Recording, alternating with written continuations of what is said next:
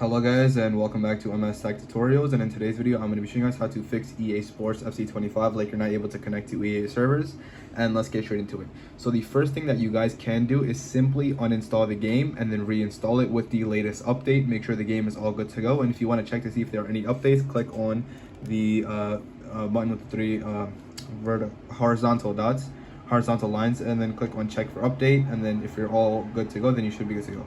The second method you guys can do is go ahead and restart your internet router. And if you don't know how to do that, all you have to do is unplug all of the wires, wait about 30 seconds to a minute, replug the wires back in, and then you should be good to go. And another thing I recommend doing is after you restart your Wi-Fi router, go over to your PS5 and restart that as well.